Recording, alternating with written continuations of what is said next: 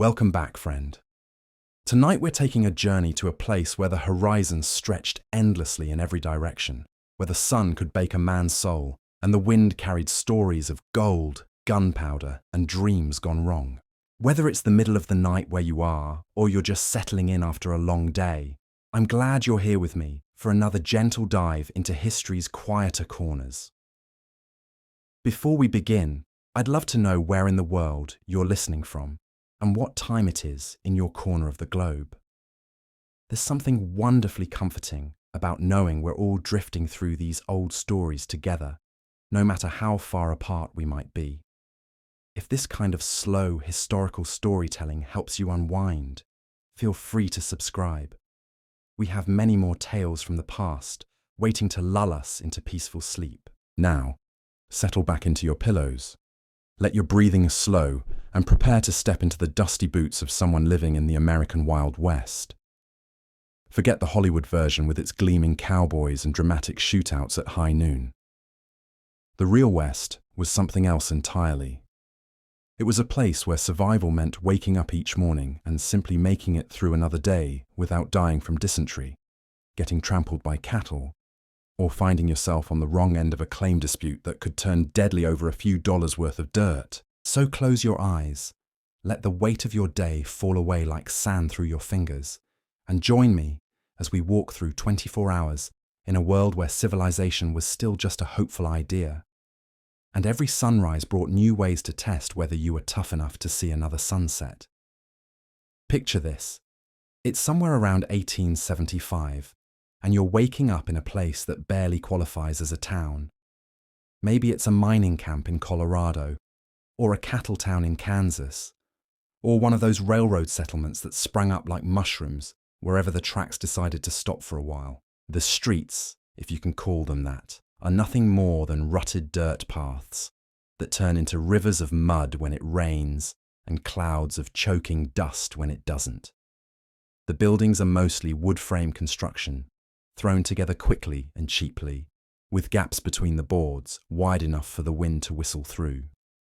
Your bed, if you're fortunate enough to have one, is probably a thin mattress stuffed with straw or corn husks, laid over a simple wooden frame.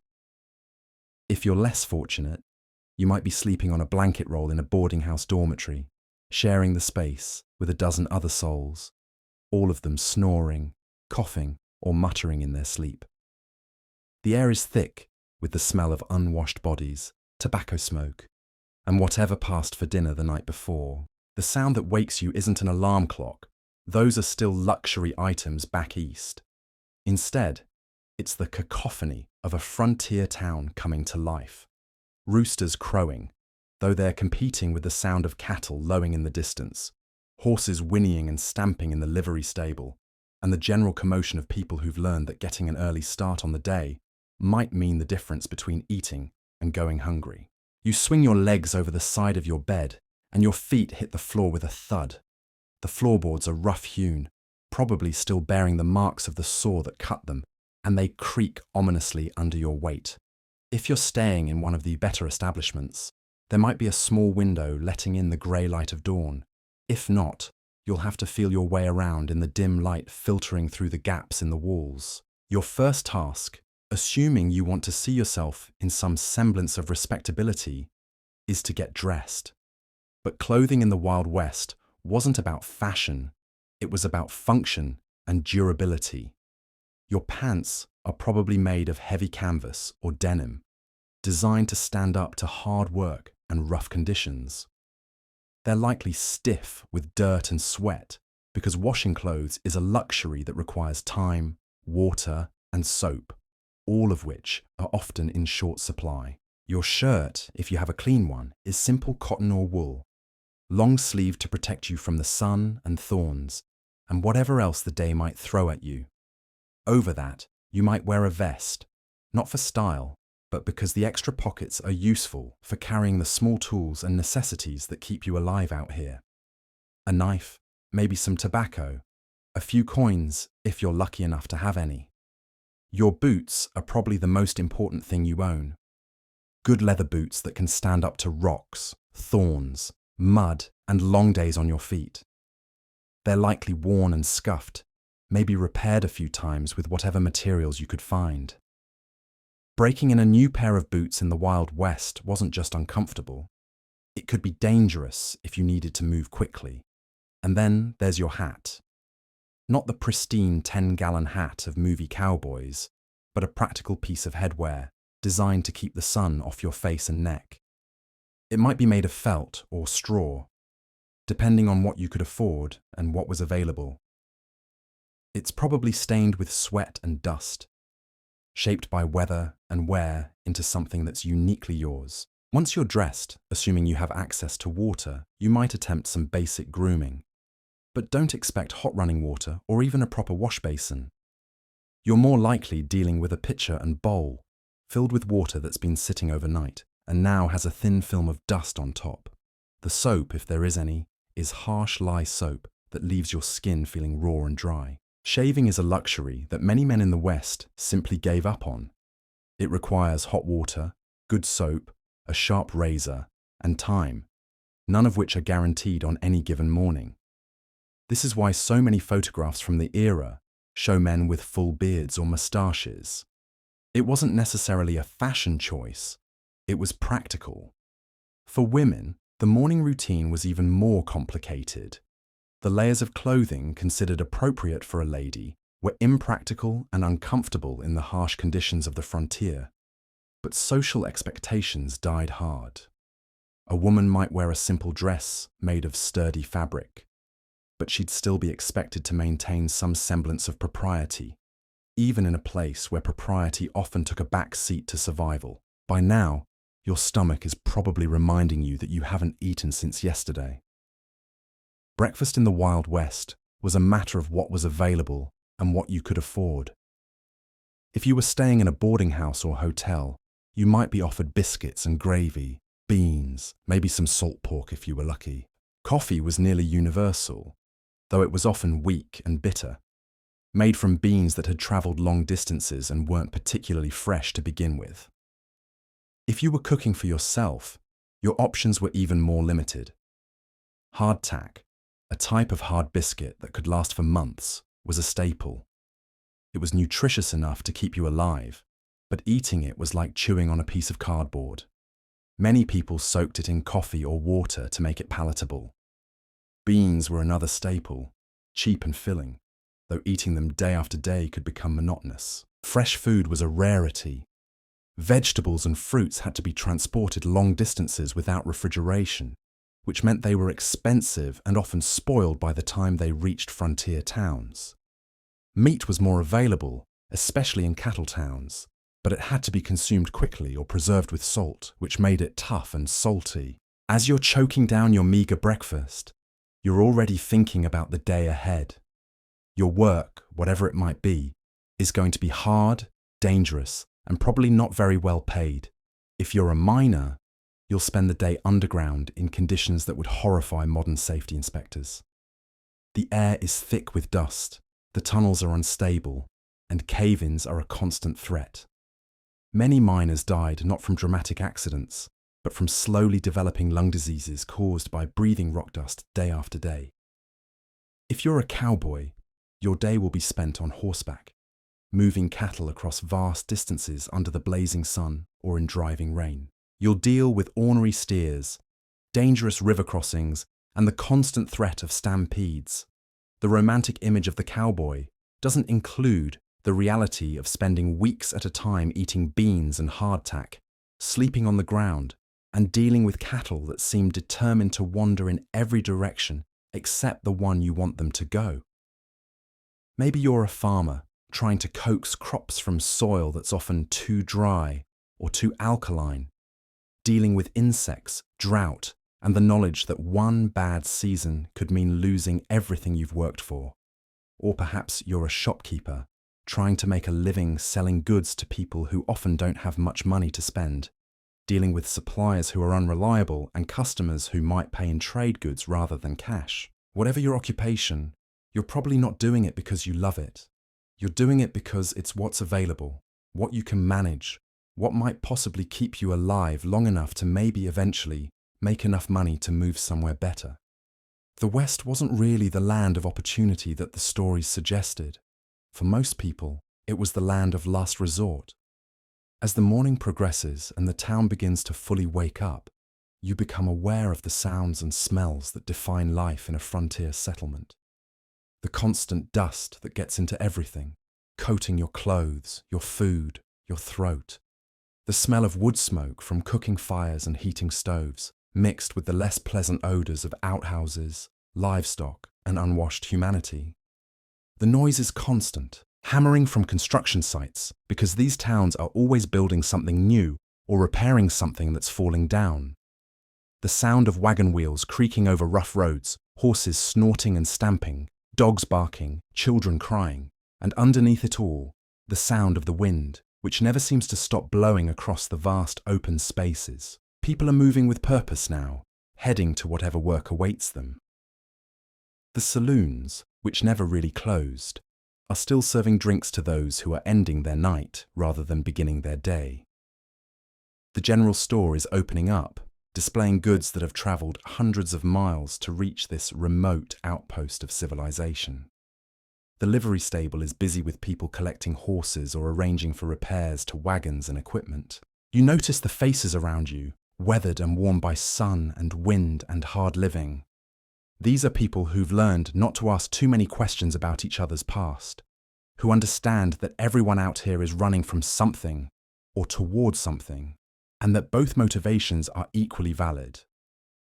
There's a certain hardness in their expressions, not cruelty necessarily, but the kind of wariness that comes from living in a place where trusting the wrong person could get you killed. The women you see are dressed practically, their clothes chosen for durability rather than fashion.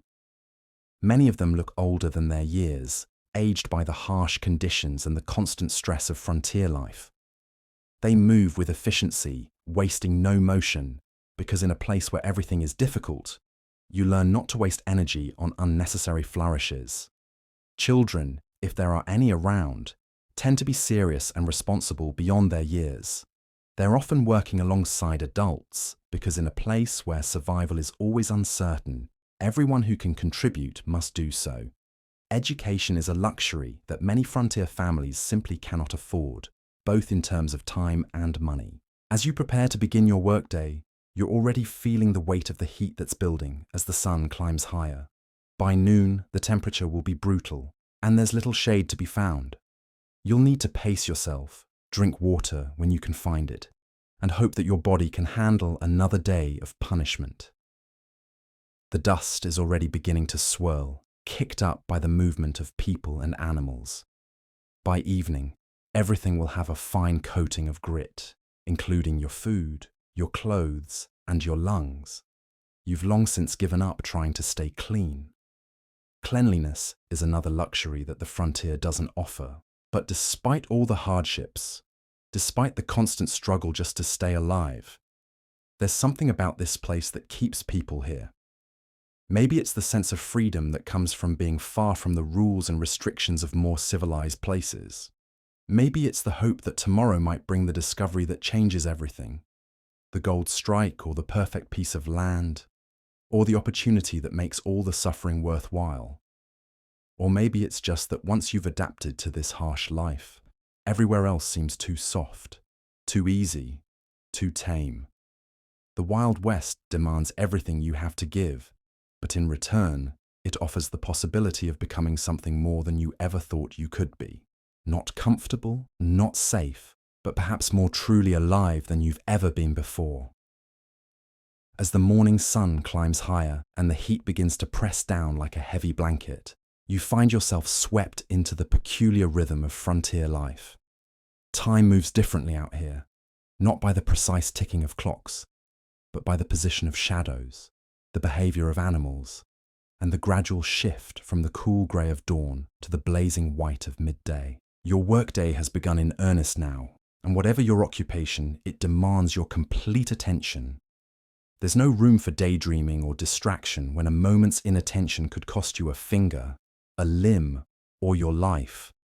The frontier has a way of focusing the mind wonderfully, stripping away all the small worries and concerns that might occupy your thoughts back in civilization. Out here, Your concerns are immediate and concrete. Water, food, shelter, safety. If you're working in the mines, you've already descended into the earth through a shaft that seems to drop into the very bowels of hell itself. The wooden supports creak ominously overhead, and you try not to think about the tons of rock and earth suspended above your head. The air is thick and stifling, heavy with dust that coats your lungs and makes every breath an effort. Your lamp casts dancing shadows on the rough-hewn walls, creating shapes that seem to move and shift in your peripheral vision. The work is back-breaking, hour after hour of swinging a pickaxe, loading ore into carts, pushing those carts along narrow tracks that seem designed to catch wheels and dump their contents at the worst possible moments. Your hands are already raw and bleeding through your gloves, if you're fortunate enough to have gloves. The blisters will harden into calluses eventually, but right now they're just painful reminders of how soft you were when you first arrived in this unforgiving place. The constant noise is almost worse than the physical discomfort. The sound of metal striking stone echoes through the tunnels like gunshots, punctuated by the groaning of timber supports and the occasional rumble that makes everyone freeze and listen, waiting to see if this is the moment when the mountain decides it's had enough of being hollowed out by determined men with primitive tools. Your fellow miners are a rough lot, men who've come from all corners of the world, chasing the same desperate dream of striking it rich. There are former farmers whose crops failed, immigrants fleeing poverty or persecution, men running from debts or crimes or broken hearts. They speak a dozen different languages, but they all understand the universal language of hard work and shared hardship. The conversations, when there are any, tend to be practical.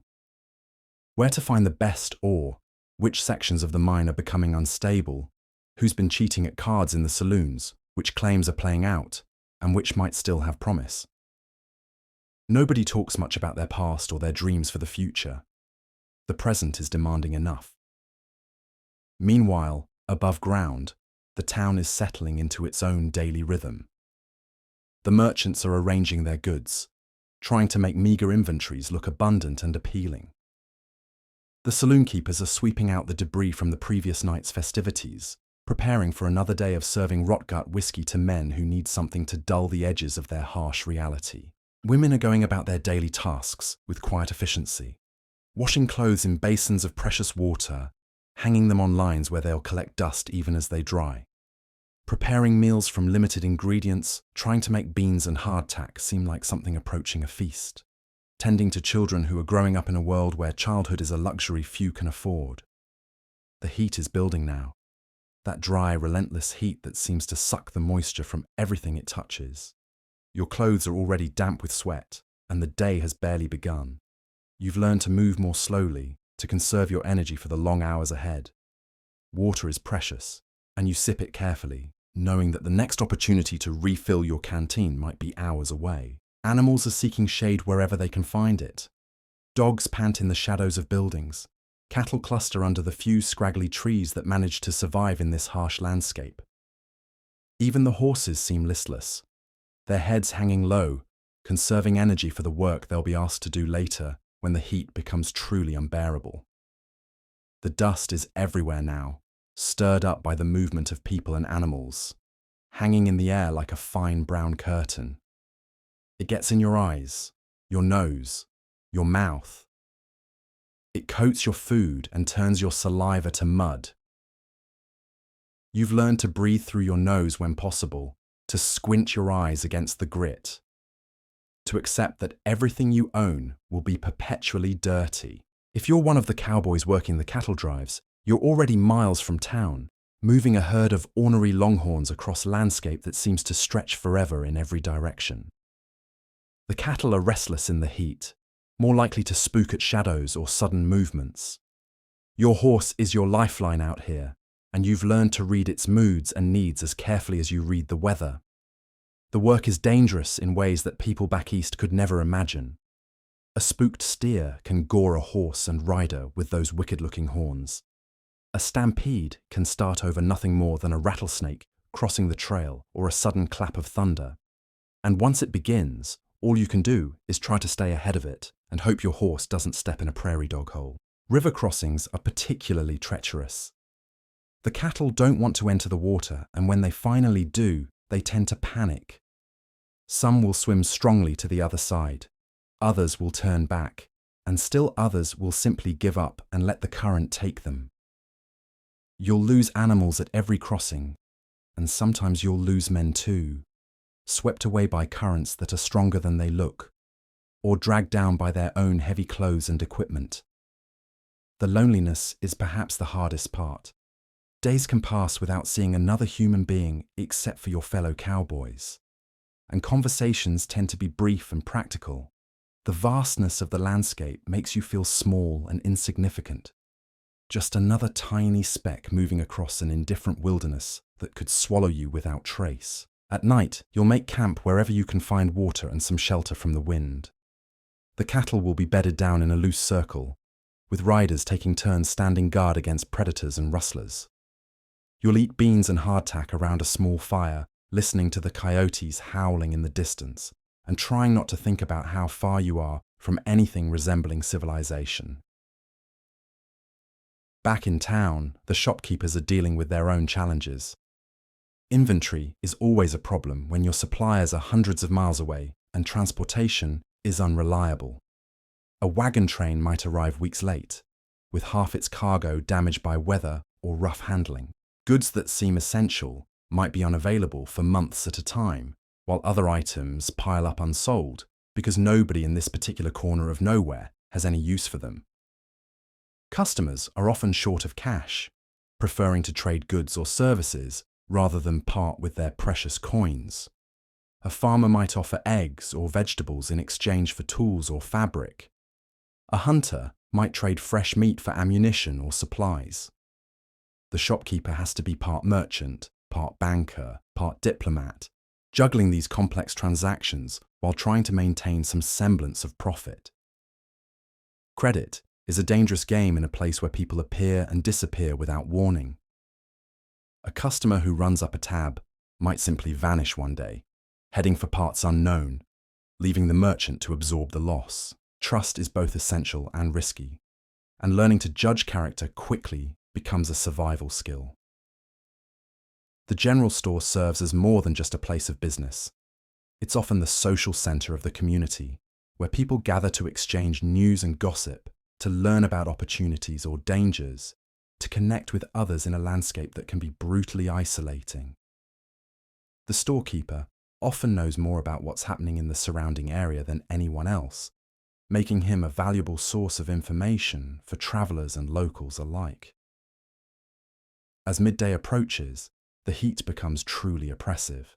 The sun beats down mercilessly, turning the dusty streets into furnaces and making any kind of physical labor almost unbearable. People seek shade wherever they can find it, moving slowly and deliberately to conserve energy. This is when the saloons do their best business, not necessarily because people want to drink, though that's certainly part of it, but because they offer some of the few genuinely cool spaces in town.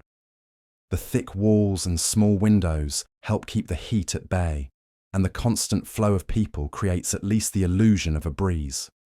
The saloons serve as much more than drinking establishments. They're meeting places, informal courts where disputes are settled, employment agencies where men looking for work can connect with those who need workers. They're also gambling halls, brothels, hotels, and sometimes even churches when a traveling preacher comes through town. The atmosphere in a saloon during the heat of the day is different from the raucous evening scene that most people imagine. It's quieter, more subdued. Men nurse their drinks slowly, playing cards with low stakes, conducting business in hushed conversations. The piano, if there is one, sits silent. Even the most hardened drinkers recognize that getting seriously intoxicated in this heat could be fatal. The women who work in the saloons, whether as servers, entertainers, or prostitutes, move with the same careful economy of motion that everyone else has adopted. Their elaborate costumes and bright makeup seem almost surreal in this harsh environment, like exotic flowers blooming in a desert. They've learned to be tough in ways that would surprise the men, who see them only as objects of desire or entertainment. Outside, the few animals still moving in the heat do so with obvious reluctance. Horses stand with their heads drooping, occasionally stamping a hoof to dislodge the persistent flies that seem to thrive in these conditions. Dogs find whatever shade they can and pant heavily, their tongues hanging out as they try to cool themselves. The heat creates its own weather patterns. Dust devils dance across the open spaces, small whirlwinds that can spring up without warning and disappear just as quickly. The air shimmers with heat mirages, making distant objects appear to float or dance. The horizon wavers like water, creating the illusion of lakes that disappear as you approach them. This is the time of day when accidents are most likely to happen. The heat saps concentration and energy, making it easy to make mistakes that could prove costly or even fatal. A moment's inattention while handling dangerous equipment, a miscalculation while working with animals, a failure to notice warning signs of heat exhaustion. Any of these could turn a routine day into a disaster. Water becomes the most precious commodity. Every drop must be conserved and used wisely. People learn to drink in small sips rather than gulping, to wet their lips and throat without wasting any of the precious liquid. The quality of available water varies dramatically, from sweet spring water to alkaline pond water that tastes like medicine but is still better than nothing. Those who work outdoors have learned to recognize the early signs of heat sickness in themselves and others. The sudden cessation of sweating, the dizzy spells, the confusion that can creep in when your body simply can't cope with the relentless temperature anymore. Out here, heat stroke isn't just uncomfortable, it's often fatal, and there's rarely a doctor within 100 miles who could help even if you could reach one in time. The afternoon stretches ahead like a punishment, each hour bringing temperatures that seem to climb without limit. Your clothes stick to your skin, and moving feels like wading through thick honey. Even thinking becomes an effort when your brain feels like it's cooking inside your skull.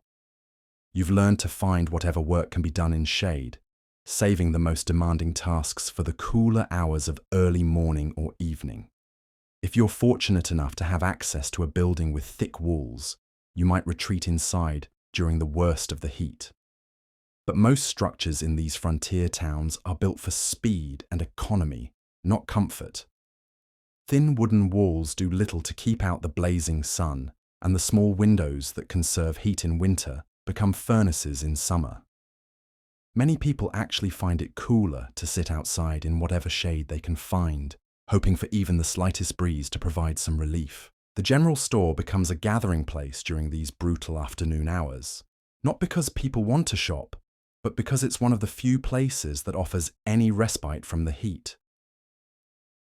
The proprietor, a weathered man who's learned that customer service sometimes means simply letting people exist in his space without buying anything, nods tolerantly as folks drift in and out, seeking momentary relief from the furnace outside. Conversation during these hours is sparse and practical. People speak in short sentences, conserving energy even in their words. Hot enough for you becomes not a pleasantry but a genuine inquiry about someone's well-being. Everyone checks on everyone else because in conditions like these, community survival depends on individual survival. And individual survival often depends on having others around who notice when something goes wrong. The few children in town move like small ghosts, seeking shade under porches and overhangs, their usual energy sapped by the oppressive heat. Their mothers keep them close, knowing that children can succumb to heat exhaustion faster than adults. Their small bodies less able to regulate temperature in these extreme conditions. Play becomes quiet and minimal, reserved for the cooler hours when moving won't immediately result in dangerous overheating. Animals suffer visibly in this heat. Horses stand motionless, their coats dark with sweat, flies clustering around their eyes and mouths. Dogs lie panting in whatever shade they can find, their sides heaving with the effort of trying to cool themselves. Even the hardy cattle that can survive winter blizzards and spring floods look miserable, clustering together under any available shelter, their heads hanging low. The landscape itself seems to surrender to the heat. Plants that looked merely drought-stressed in the morning now appear actively dying, their leaves curled and brown, their stems drooping despite any water they might have received. The dust lies heavier now, too hot to be stirred by the slight breezes that manage to move through the still air. Even the rocks are too hot to touch, and metal objects left in the sun become instruments of torture. Water sources become the center of all activity. Wells, streams, water barrels, anything that contains the precious liquid draws people like a magnet. But even the water is warm now, offering relief more through its wetness than any cooling properties. People learn to wet cloths and place them on their necks, their wrists, anywhere the blood runs close to the surface, trying to cool their overheated bodies through whatever means available. The saloons, despite their reputation for rowdiness, become almost meditative spaces during the heat of the day. Men sit quietly nursing warm beer or lukewarm whiskey, the alcohol serving less as entertainment than as liquid that's at least marginally safer than some of the water available. Card games continue, but at a slower pace, with longer pauses between hands as players struggle to concentrate through the heat-induced fog that seems to settle over everyone's thoughts. Even the most hardened frontiersmen show signs of strain during these brutal afternoon hours. Faces that normally display stoic endurance begin to show cracks of discomfort. Conversations that might normally be animated become terse exchanges of essential information. The heat acts as a great equalizer, reducing everyone to the same basic struggle against the elements. Those who work in the mines might think themselves fortunate to be underground, away from the direct assault of the sun, but the tunnels bring their own miseries. The air becomes even more stifling, if that's possible, trapped and recycled through narrow passages. The physical exertion required by mining work becomes nearly impossible in the heat, yet the work must continue. Men emerge from the shafts looking like they've been boiled, their clothes soaked through, their faces red and streaming with sweat. The blacksmith's shop, which is unbearable even on mild days, becomes a vision of hell during the afternoon heat. The forge that's necessary for his work turns the building into an oven that would challenge the endurance of the devil himself. Yet horseshoes still need replacing, tools still need repairing, and the blacksmith works in short bursts, rushing outside between tasks to gulp whatever cooler air might be available before diving back into his fiery workplace. Women working in kitchens face their own version of torture. Cooking fires that are manageable in cooler weather become instruments of punishment when combined with the ambient heat. Yet people still need to eat, and the work of food preparation continues despite conditions that would shut down operations in more civilized places.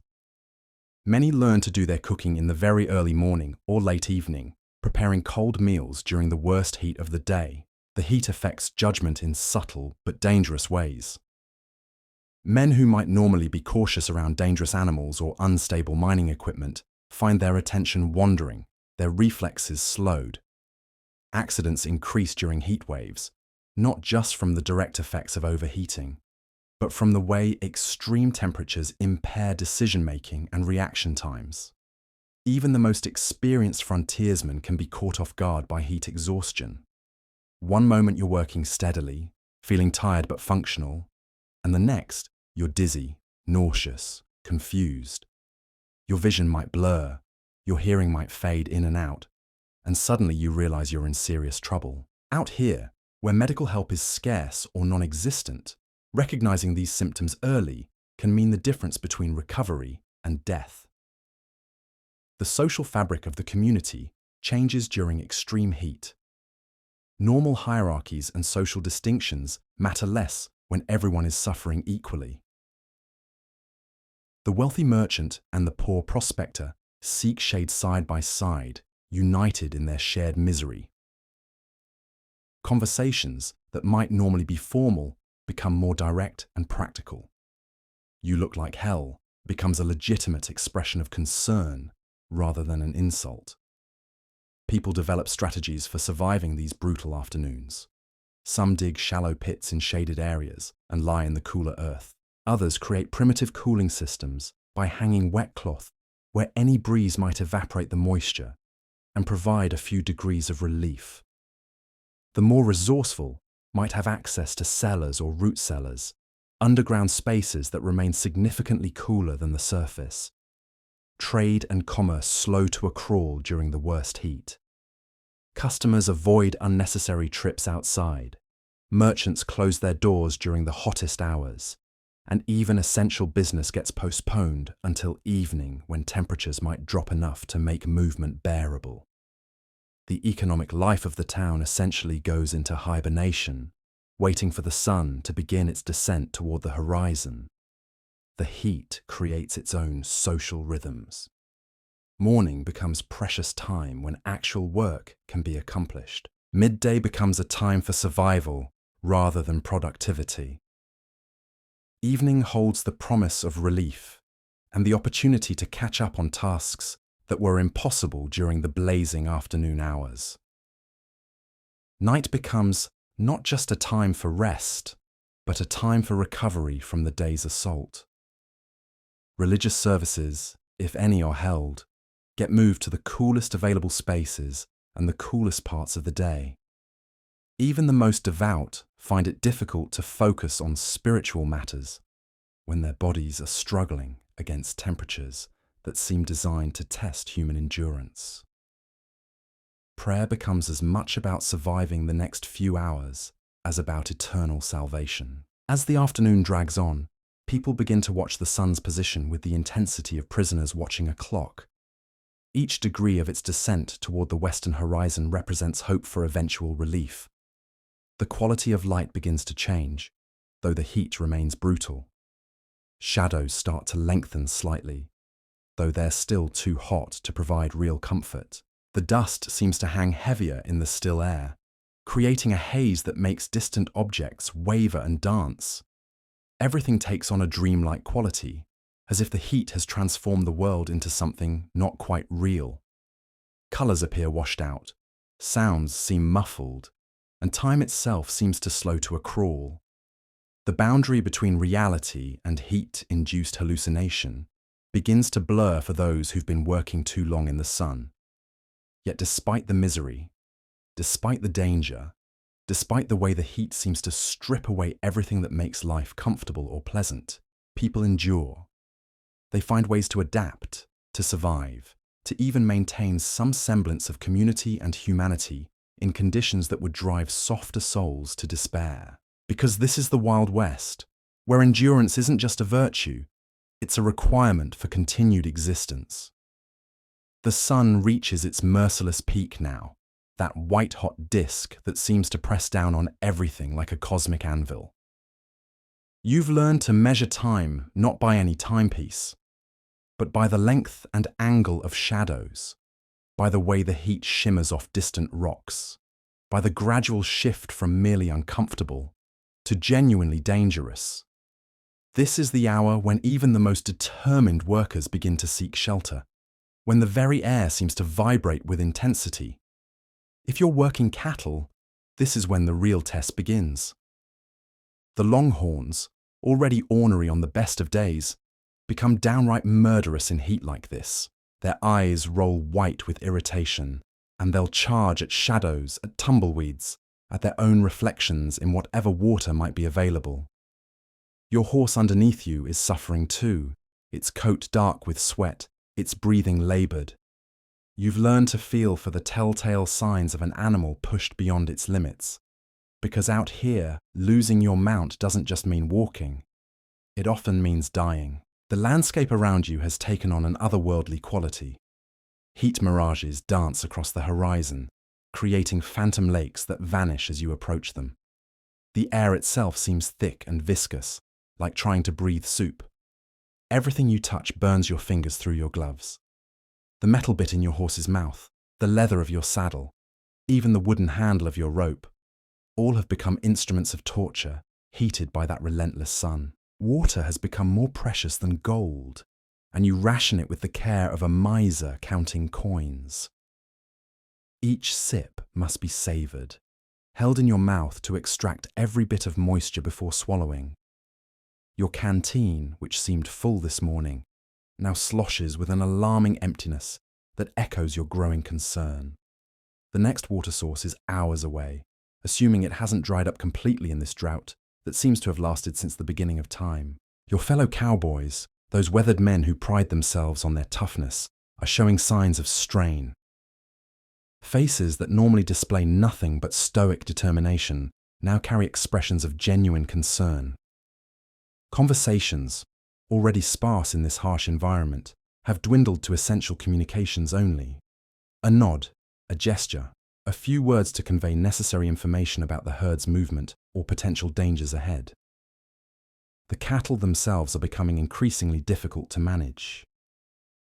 They bunch together in whatever shade they can find, reluctant to move despite your efforts to keep them going. When they do move, it's with a sluggish reluctance that makes every mile feel like 10. Some of the weaker animals are beginning to show signs of distress, their tongues hanging out, their sides heaving with the effort of simply breathing in the superheated air. Back in town, those fortunate enough to be indoors are discovering that buildings offer little refuge from this kind of heat. The wooden structures, thrown together quickly with whatever materials were available, have become ovens. The sun beats down on thin roofs, heating the spaces beneath until they become nearly uninhabitable. People emerge from buildings looking dazed and disoriented, as if they've been baked alive. The general store has become a sort of informal refuge center. The proprietor, understanding that his survival depends on the survival of his customers, allows people to gather in whatever cool spaces his establishment might offer. They sit on the floor, lean against walls, fan themselves with whatever might move the stifling air. Nobody's buying much, but nobody's being asked to leave either. In conditions like these, simple human decency becomes a matter of life and death. Women in their long dresses and multiple layers of clothing mandated by social convention are suffering particularly acutely. The expectations of feminine propriety that seemed merely uncomfortable in milder weather have become genuinely dangerous in heat like this. Some have begun to quietly abandon certain undergarments, loosening corsets and removing petticoats when no one is looking, choosing survival over society's expectations. Children have essentially disappeared from the streets, kept indoors by mothers who understand instinctively that young bodies can't handle what even adults find challenging. The few children you might glimpse move like small ghosts, staying close to buildings, seeking shade with the desperation of desert animals. Their usual chatter and play have been replaced by a listless quiet that speaks to how thoroughly this heat has drained the energy from everything living. The town's few dogs lie panting in whatever shade they can find, their sides heaving with the effort of trying to cool themselves through rapid breathing. Their tongues hang out like pink banners of surrender. Even the hardy frontier mutts that can survive winter blizzards and spring floods look defeated by this relentless heat. Some have begun digging shallow holes in shaded dirt, lying in the cooler earth with an intelligence that speaks to the universal struggle against these conditions. The saloons, paradoxically, have become some of the coolest places in town. Their thick walls and small windows, designed more for defense than comfort, now provide some genuine refuge from the heat. But even here, the atmosphere is subdued. The usual boisterous energy of frontier drinking establishments has been replaced by a quiet lethargy.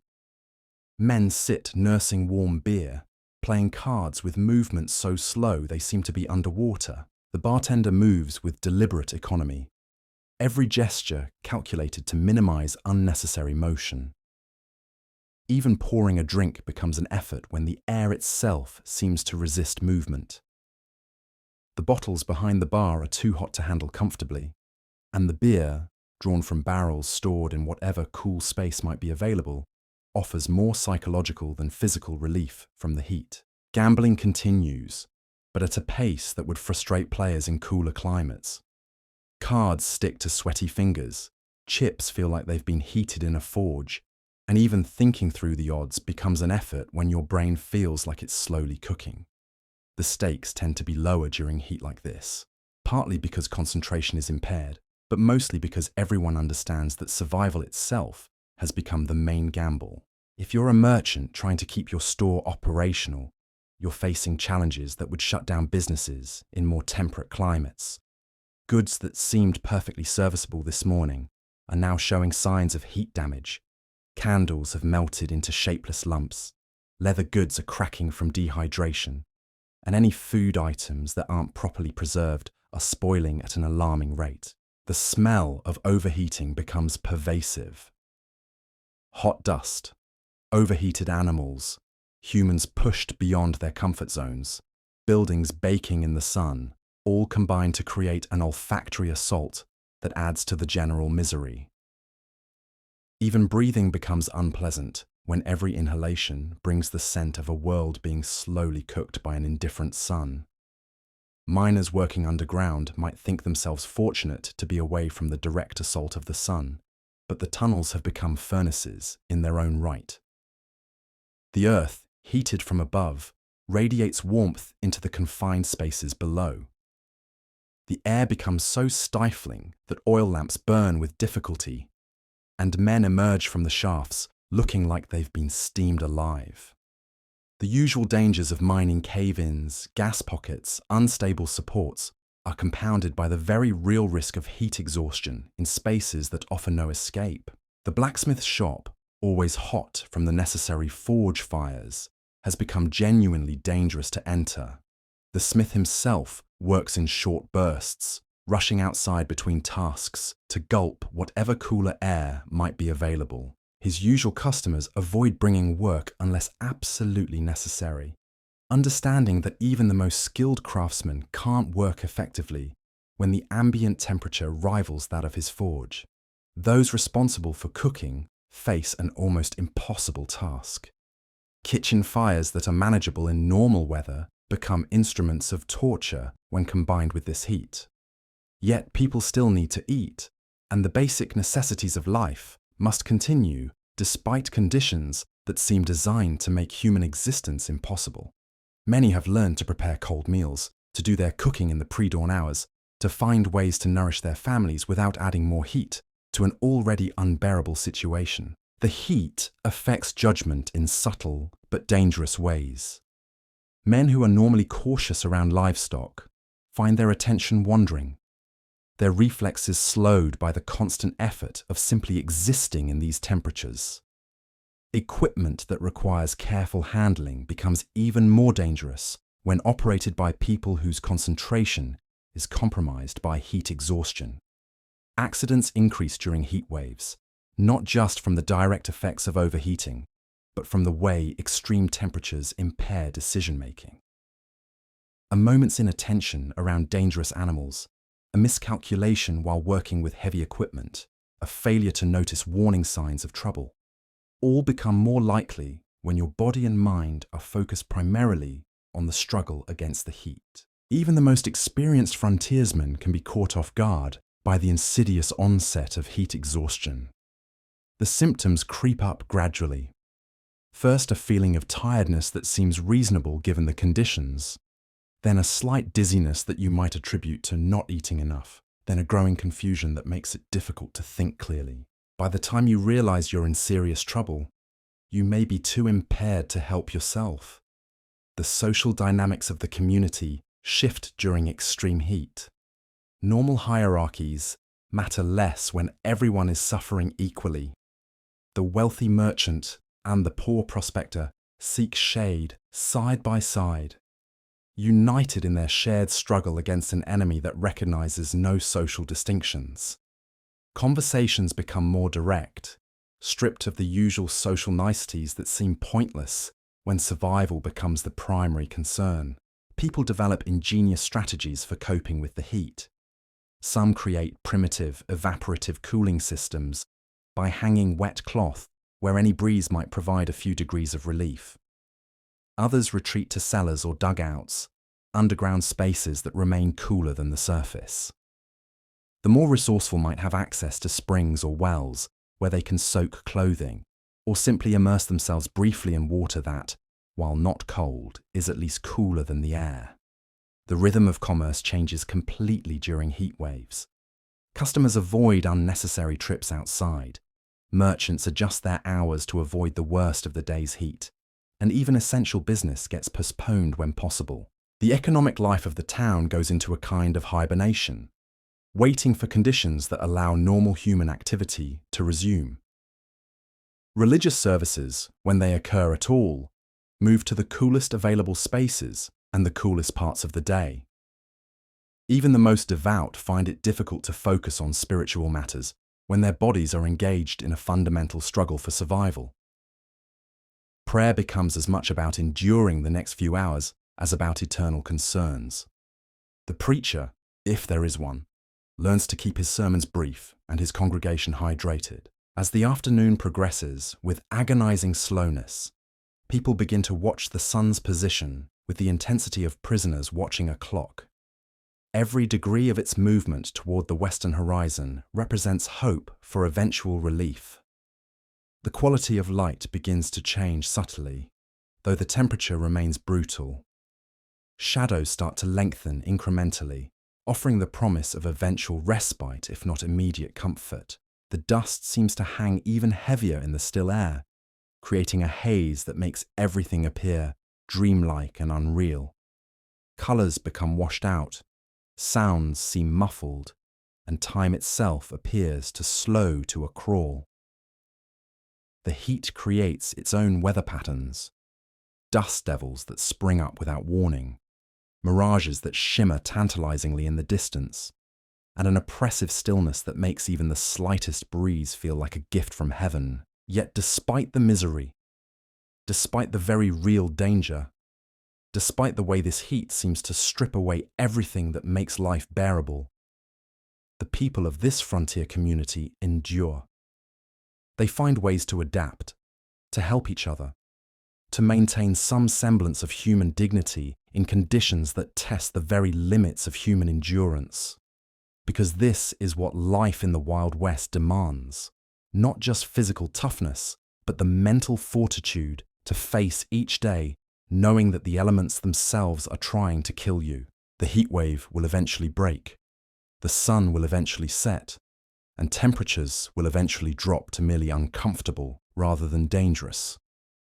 But for now, in this blazing crucible of an afternoon, survival is measured in minutes and hours, in finding shade and conserving water, in recognizing the signs of heat exhaustion in yourself and others, and in the simple act of enduring until the earth turns enough to bring relief. This is the reality behind the romantic myths of the American frontier. Not glory and adventure, but the daily struggle against an environment that views human life as an inconvenience to be discouraged through every means available. The heat is just one of many ways the West tests those who dare to call it home, but it might be the most democratic, affecting rich and poor, strong and weak, experienced and newcomer with equal indifference. As the brutal afternoon heat begins its slow retreat toward evening, you might find yourself thinking that the worst of the day is behind you, but if you've been in the Wild West long enough, you know better. The transition from day to night brings its own unique set of challenges, and the blessed relief of cooler temperatures comes with a price that many newcomers don't expect. The sun, that merciless tyrant that has dominated your existence for the past several hours, finally begins its descent toward the western horizon. But don't be fooled into thinking this means immediate relief. The earth, the buildings, the very air itself has been storing up heat all day, like a massive oven, and it will continue radiating that stored energy long after the sun disappears. The rocks you couldn't touch at midday will still burn your skin hours after sunset. The wooden sidewalks will continue to radiate heat like the deck of a ship that's been sailing through hell. Your workday, whatever form it takes in this unforgiving landscape, is far from over. If anything, the approaching evening means it's time to catch up on all the tasks that were impossible during the blazing heat of midday. The cattle that have been standing motionless in whatever shade they could find all afternoon now need to be moved to water and better grazing. The mining equipment that was too hot to handle safely now requires maintenance and repair. The goods in the general store that have been slowly baking all day need to be assessed for damage and rearranged. For the cowboys still out on the range, evening brings both relief and new dangers. The cattle, freed from the stupor of extreme heat, become active again. But cattle that have been stressed by heat all day are unpredictable, more likely to spook at shadows, more prone to sudden stampedes triggered by nothing more than a coyote's howl or the snap of a dry branch. Your horse, exhausted from fighting the heat, still has hours of work ahead, and you've learned to read the signs of an animal pushed beyond its safe limits. The landscape itself seems to exhale as temperatures begin to drop, but that exhalation carries with it the dust and grit of the entire day. Every step kicks up clouds of fine particles that have been baking in the sun, creating a haze that turns the setting sun into a blood-red disk, hanging in a sky the color of old brass. The air tastes of dust and heat, and the peculiar metallic flavor that comes from breathing air that's been superheated for hours. Water sources that were precious beyond measure during the day become even more critical now, as both humans and animals seek to replace what they've lost to the heat. But finding water and consuming it safely are two different things. Wells that seemed reliable this morning might now be running low or completely dry. Streams that flowed steadily at dawn might be reduced to muddy puddles that could make you sicker than no water at all. The social dynamics of the town begin to shift as people emerge from their heat-induced lethargy. Conversations that were reduced to essential communications during the day become more elaborate as minds clear and energy slowly returns. But there's an edge to these interactions, a tension that comes from having spent hours in conditions that test human endurance. Tempers that might normally be kept in check flare more easily when everyone is exhausted, dehydrated, and pushed to their limits. The saloons begin to fill with men seeking not just alcohol, but the company of others who have survived the same ordeal. There's a particular camaraderie that develops among people who have endured extreme conditions together, a shared understanding that needs no words. The bartender, who spent the afternoon moving as little as possible, now faces the challenge of serving customers whose thirst has been building for hours, but whose bodies can't safely consume large quantities of liquid quickly. Women emerge from their own struggles with the heat, having spent the day trying to maintain households in conditions that make every domestic task a trial. Cooking has been nearly impossible. Cleaning has been futile in the face of omnipresent dust, and caring for children has required constant vigilance against the dangers of overheating. Now, as evening approaches, they face the prospect of preparing meals for families that are hungry, but whose stomachs may not be ready for heavy food after a day of heat stress. The merchants begin the grim task of assessing what the day's heat has done to their inventory. Goods that seemed perfectly acceptable this morning may now be damaged beyond repair or sale. Foodstuffs have spoiled, leather goods have cracked, metal items have become too hot to handle safely, and delicate merchandise has simply melted or warped into uselessness. Each damaged item represents not just lost profit, but lost capital in a place where replacing inventory might take months. Children, who disappeared from the streets during the worst of the heat, begin to cautiously emerge from whatever cool spaces their parents could find for them. But they move differently now, with a subdued energy that speaks to how thoroughly the heat has drained even their natural exuberance. Parents watch them carefully, knowing that young bodies are slower to recover from heat stress and more susceptible to its lingering effects. The animals of the town tell their own story of survival. Dogs that panted desperately in whatever shade they could find all afternoon now move stiffly, still showing signs of heat exhaustion.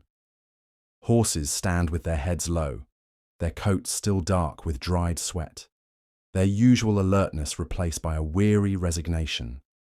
Even the hardy frontier animals that can survive blizzards and floods show the effects of a day that tested the limits of what living creatures can endure. As the sun continues its descent, creating long shadows that offer the first real relief of the day, you begin to understand one of the fundamental truths of life in the Wild West. Survival isn't just about the dramatic dangers that make good stories. It's about enduring conditions that slowly wear away at your strength, your health, your sanity. It's about making it through days that seem designed to prove that this land doesn't want you here. The heat begins to shimmer less intensely now, but the effects of the day's ordeal are far from over. Your body, pushed to its limits for hours, doesn't simply bounce back because the temperature drops a few degrees. Dehydration doesn't cure itself instantly.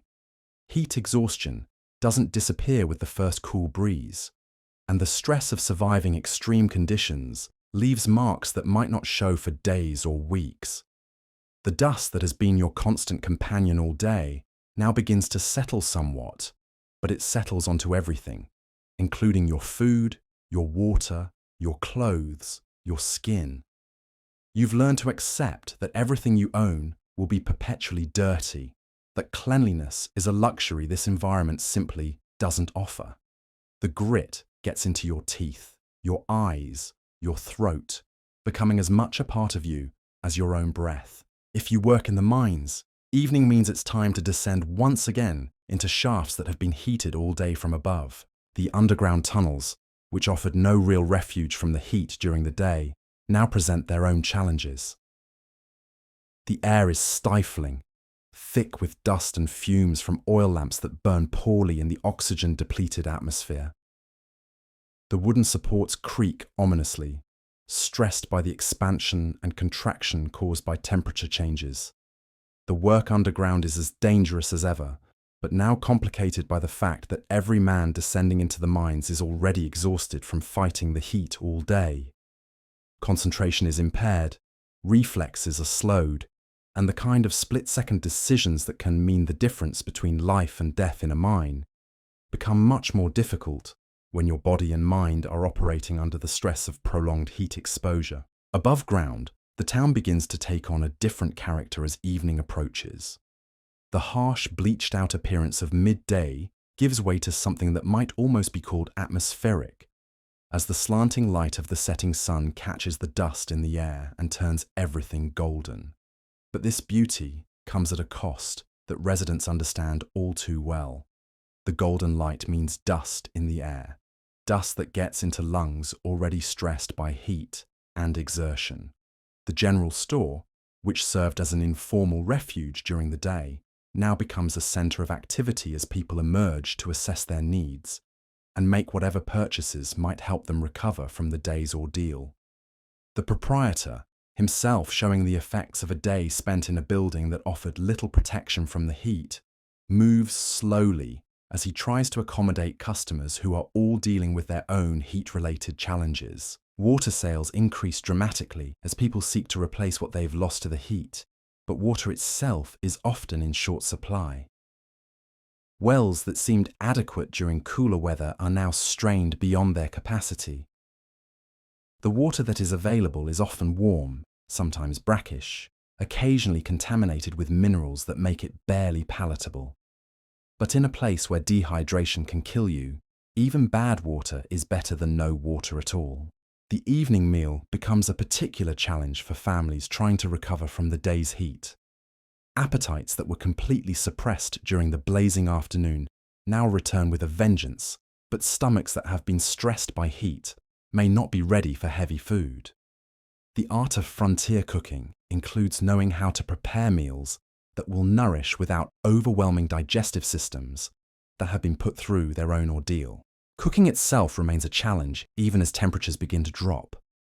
Kitchen fires that were unbearable during the day are still uncomfortably hot, and many families resort to cold meals or foods that require minimal preparation. The luxury of a hot, hearty meal becomes something to be anticipated only when weather conditions allow it, which in the height of summer might be weeks away. The social rhythms of the community shift as people begin to venture out of whatever shelters they found during the day.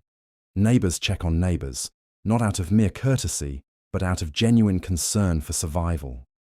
In conditions like these, the loss of even one community member affects everyone, and the bonds between people are strengthened by shared hardship in ways that comfortable civilizations rarely experience. Children require particular attention during the recovery from extreme heat.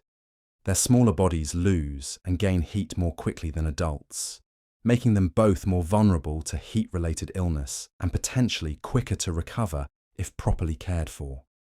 Parents watch for signs of continued distress, unusual lethargy, persistent nausea, confusion, or the dry, hot skin that indicates severe dehydration.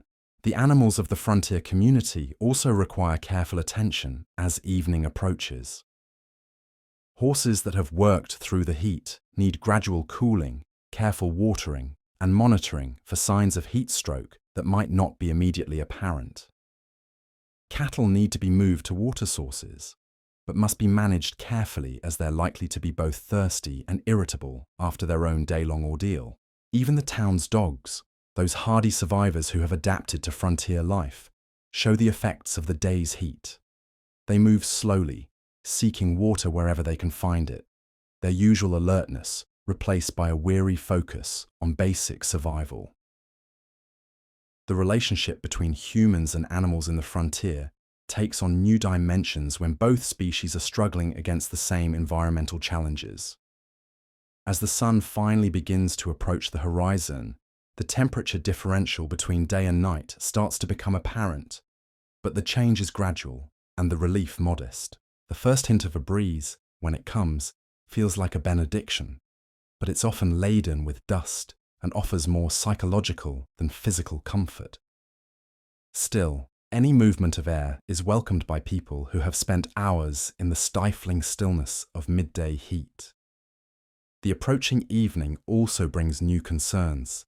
Temperature drops that are welcome during the day can become problematic at night, especially for people whose bodies have been stressed by extreme heat.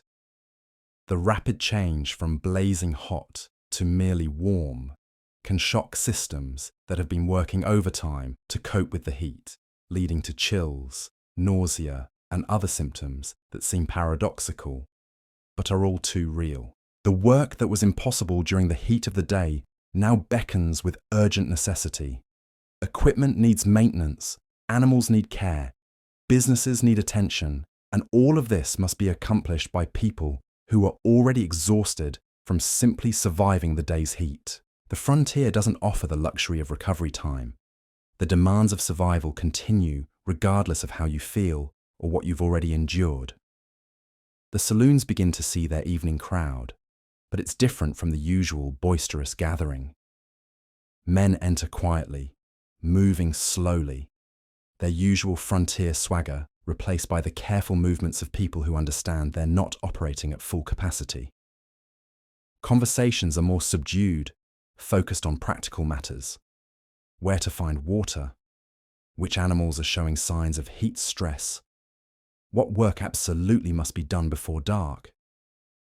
Even gambling, that frontier staple, takes on a different character after a day of extreme heat. Players are more conservative, less willing to take risks when their judgment might be impaired by heat exhaustion. The stakes are often lower, not because people have less money, but because everyone understands that decision-making ability is compromised when your body has been fighting for survival all day. The evening brings no guarantee of cooler temperatures, but it does bring the promise that the sun, at least, will eventually disappear. For people who have spent the day feeling like they're being slowly cooked alive, even that promise is enough to provide some psychological relief. The knowledge that the worst heat of the day is behind you, even if uncomfortable temperatures persist, offers a kind of hope that helps sustain the human spirit through conditions that would break softer souls. As you prepare for whatever the evening might bring, you're already thinking ahead to the night, wondering if it will bring the relief that your body desperately needs, or if the heat will persist, making sleep impossible and recovery elusive. Because in the Wild West, survival isn't just about getting through one challenge at a time. It's about understanding that each hardship you endure affects your ability to handle the next one, and that the land itself seems determined to test you until you either adapt completely or give up entirely. The transition from day to evening in the frontier West isn't just a change in time. It's a shift in the entire character of existence, from the purely reactive struggle against overwhelming heat to the more complex challenge of recovery while still meeting the ongoing demands of frontier life. It's a reminder that in this harsh environment, there are no easy victories, no simple solutions, and no guarantees that tomorrow won't bring challenges that make today's heat seem mild by comparison. The blessed relief of evening, when it finally arrives, doesn't come like a gentle breeze or a cool rain. It seeps in slowly, grudgingly, like mercy dispensed by a judge who's seen too much suffering to be generous about it. The sun, that brass disc that's been hammering you all day, finally begins to sink toward the western horizon, and with it comes the first whisper of hope that you might actually survive another day in this God-forsaken corner of creation. But don't let that sunset fool you into thinking your troubles are over. The earth beneath your feet has been storing up heat all day like a giant brick oven, and it's going to keep radiating that stored misery long after the sun disappears. The wooden sidewalks will still scorch your boots. The metal fixtures will still burn your skin. And the very air will continue to shimmer with residual heat, like the breath of some enormous, invisible dragon. Your horse, if you're fortunate enough to have one, is probably in worse shape than you are. These animals, tough as they are, weren't designed for this kind of punishment. You can see it in the way his head hangs low, in the dark patches of sweat that have dried to salt crusts on his coat, in the laboured breathing that speaks of a creature pushed beyond its natural limits. But there's still work to be done, still miles to cover, still cattle to move, or claims to work, or goods to transport. The cattle, those ornery longhorns that seemed almost catatonic during the worst of the heat, are starting to stir now. And that's when things get interesting, because cattle that have been heat-stressed all day don't think clearly. They're irritable, unpredictable, likely to spook at their own shadows. A cow that was docile this morning might charge you tonight over nothing more than the way your shadow falls across her path. And in a land where a broken leg can mean a death sentence, every interaction with livestock becomes a calculated risk. If you're working a claim, panning for gold, or digging for silver, the evening brings its own cruel ironies. The tools that were too hot to handle during the day are still warm enough to blister unprotected skin, but the work can't wait. There's barely enough light left to accomplish what needs doing, and every minute wasted is a minute less of the precious cool hours before tomorrow's sun rises to start the whole miserable cycle over again. The pan in your hands feels like it's been resting in a forge, even though it's been sitting in shade for hours. The water you're using to separate the precious metal from the worthless dirt is warm enough to brew tea, offering no relief to hands that are already raw from heat and hard work. And the dirt itself, baked by hours of relentless sun, rises in clouds of fine dust that coat your throat and make every breath a reminder of just how hostile this environment really is. Back in town, what passes for civilization in this corner of nowhere is slowly stirring back to life. The shopkeepers, who spent the day huddled in whatever shade their buildings could provide, are emerging to assess the damage.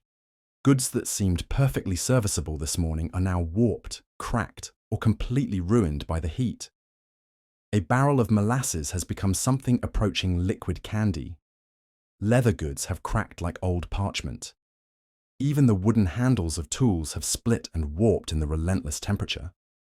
The general store, that hub of frontier commerce, looks like it's been through a war. The proprietor, a weathered man whose face tells the story of too many days like this one, moves slowly through his inventory, tallying up losses that represent not just money, but months of waiting for replacement goods to arrive from back east. Out here, a ruined shipment doesn't just mean lost profit. It means people going without necessities until the next wagon train decides to brave the journey. The saloons are beginning to fill, but the atmosphere is different from the usual boisterous evening crowd. Men enter quietly, their movements careful and deliberate, like people recovering from a long illness. And in a way, that's exactly what they are. Heat exhaustion doesn't disappear the moment the temperature drops a degree or two. It lingers in your system, affecting your judgment, your coordination, your ability to think clearly. The bartender, himself showing the effects of a day spent in a building that offered little protection from the heat, moves with the same deliberate care as his customers. The bottles behind the bar are still too hot to handle comfortably, and the beer, drawn from barrels stored in whatever cool space could be found, offers more psychological than physical relief. But it's liquid, and after a day like today, any liquid that won't poison you is welcome. Conversations, when they occur at all, tend to focus on practical matters. Who's showing signs of heat sickness? Which animals are in trouble? What work absolutely must be done before the heat returns tomorrow? There's no energy for the usual frontier boasting or storytelling. Everyone understands that they've all been through the same ordeal, and there's a quiet camaraderie in that shared suffering that needs no words. The women of the settlement face their own particular challenges as evening approaches. The long dresses and multiple layers of clothing that social convention demands are not just uncomfortable in this heat, they're genuinely dangerous. But propriety dies hard, even in a place where survival should trump social expectations. Some have learned to make subtle accommodations, loosening stays and removing petticoats when no one is looking, choosing life over the strict adherence to Eastern fashion standards. Cooking presents an almost impossible challenge. Kitchen fires that are barely tolerable in normal weather become instruments of torture when the ambient temperature is already trying to kill you. Yet families still need to eat, and the basic necessities of life must continue despite conditions that seem designed to make human existence impossible. Many have learned to prepare cold meals during the heat of summer, to do their cooking in the pre-dawn hours when temperatures might drop to merely uncomfortable rather than deadly. Children who vanish from the streets during the worst of the heat begin to emerge cautiously from whatever cool spaces their parents could find. But they move differently now, with a subdued energy that speaks to how thoroughly the heat has drained even their natural resilience. Parents watch them carefully, knowing that young bodies are both more vulnerable to heat-related illness and potentially quicker to recover if properly cared for. The few animals still moving in the town tell their own story of survival. Dogs lie panting in whatever shade remains, their sides heaving with the effort of trying to cool themselves through rapid breathing. Their usual alertness has been replaced by a weary focus on the simple act of staying alive. Even the hardy frontier mutts that can survive winter blizzards look defeated by this relentless assault from above. Horses stand with their heads drooping, occasionally stamping a hoof to dislodge the persistent flies that seem to thrive in these conditions. Their coats are dark with dried sweat, and their eyes hold that dull look of animals pushed beyond their limits. The relationship between human and horse in the frontier takes on new dimensions when both species are struggling against the same environmental enemy. As the sun continues its slow descent toward the western horizon, the quality of light begins to change. The harsh, bleached-out glare of midday gives way to something that might almost be called beautiful if you weren't suffering so much. The dust in the air catches the slanting rays and turns everything golden, creating the kind of atmospheric effects that painters back east try to capture on canvas. But this beauty comes at a cost that only residents of this harsh land truly understand. The golden light means dust in the air, dust that gets into lungs already stressed by heat and exertion. It means particles of grit that coat everything they touch, that turn water muddy and food gritty, that make every breath a reminder of just how unforgiving this environment can be. The romance of the frontier sunset loses some of its appeal when you're experiencing it through eyes that feel like they've been sandblasted and a throat that tastes like you've been eating dirt all day. The approaching evening also brings the first whispers of wind, those tentative movements of air that feel like benedictions after hours of stifling stillness. But even the wind carries its own challenges out here. It might bring relief from the heat, but it also brings more dust, more grit, more reminders that this land doesn't particularly want you here. Still, any movement of air is welcomed by people who have spent hours feeling like they were slowly suffocating in an outdoor oven. Water becomes even more precious as evening approaches and people begin to emerge from their heat-induced stupor. Wells that seemed adequate during cooler weather are now strained beyond their capacity by the increased demand. The water that is available is often warm, sometimes brackish, occasionally contaminated with minerals that make it barely palatable, but still infinitely preferable to no water at all. The evening meal presents its own set of challenges for families trying to recover from the day's ordeal. Appetites that were completely suppressed during the blazing afternoon now return with a vengeance, but stomachs that have been stressed by heat may not be ready for heavy food. The art of frontier cooking includes knowing how to prepare meals that will nourish without overwhelming digestive systems that have been put through their own trial by fire. Trade and commerce, which essentially shut down during the worst of the heat, begin to show signs of life as people venture out to assess their needs and make whatever purchases might help them recover from the day's ordeal. But it's a different kind of commerce than you might see in more temperate climates. Every transaction is coloured by the shared understanding that everyone involved has just survived something that could have killed them. The social dynamics of the community shift as people begin to emerge from whatever shelters they found during the day. Neighbours check on neighbours, not out of mere courtesy, but out of genuine concern for survival. In conditions like these, the loss of even one community member affects everyone, and the bonds between people are strengthened by shared hardship in ways that comfortable civilizations rarely experience. Religious services, if any are held, move to the coolest available spaces and the coolest parts of the day. Even the most devout find it difficult to focus on spiritual matters when their bodies are engaged in a fundamental struggle for survival.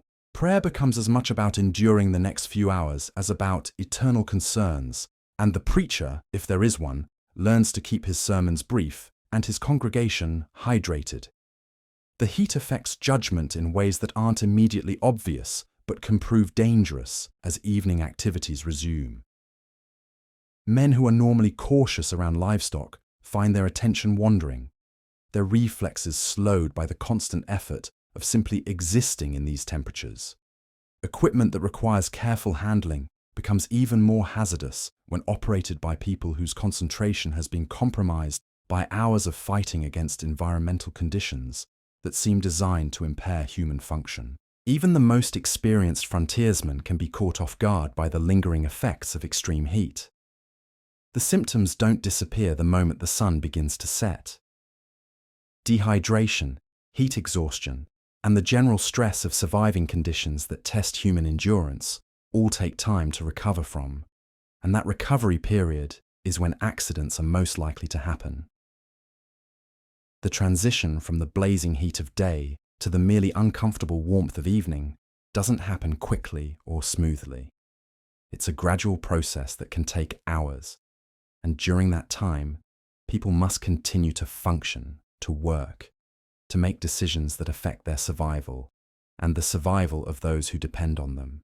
The frontier doesn't offer the luxury of recovery time. The demands of existence continue regardless of how you feel or what you've already endured.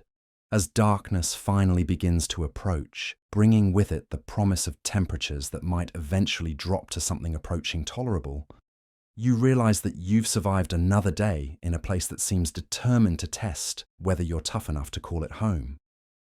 But survival is measured in more than just making it through one day. It's about understanding that each hardship you endure affects your ability to handle the next one, and that the land itself is engaged in a long, slow war of attrition against anyone foolish enough to think they can tame it. The evening brings no guarantees of relief, but it does bring the knowledge that the worst heat of the day is behind you. For people who have spent hours feeling like they're being slowly cooked alive, even that knowledge provides a kind of psychological comfort that helps sustain the human spirit through conditions that would break those not hardened by frontier life. Tomorrow will bring its own challenges, its own tests of endurance and will. But tonight, as the first stars begin to appear in a sky that's finally starting to fade from white to deep blue, you allow yourself the small luxury of hope that you might actually get a few hours of sleep before it all starts over again. Because in the Wild West, that's about as much as anyone can reasonably ask for. The chance to rest before the next battle begins. The night in the Wild West doesn't arrive like a gentle curtain falling across a theatre stage. It comes slowly, grudgingly, like a stubborn mule that's been whipped into submission, but isn't particularly happy about it.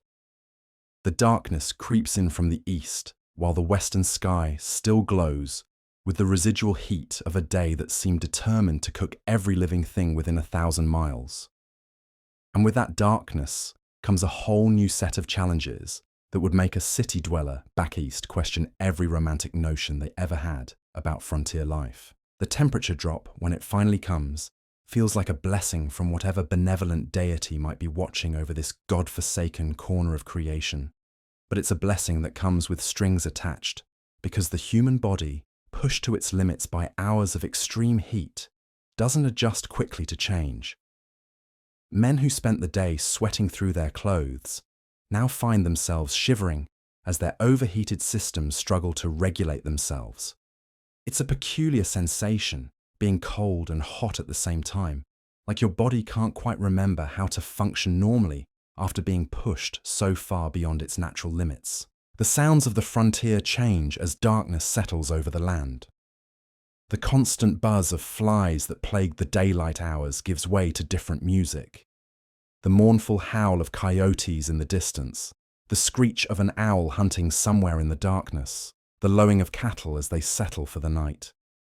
And underneath it all, the wind, which never really stops blowing across these vast open spaces, carrying with it the sense of sage and dust and something indefinable that speaks of distances so vast they make a man feel like a speck of nothing in an endless void.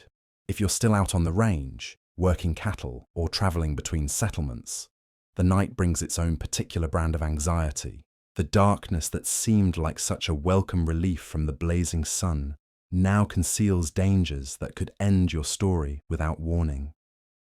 Prairie dog holes that could snap your horse's leg, rattlesnakes seeking the warmth that still radiates from sun-baked rocks, bandits who prefer to do their work under cover of darkness, when honest folks are less likely to see them coming. Your horse, if you're fortunate enough to still have one that's functional after the day's ordeal, moves differently in the dark.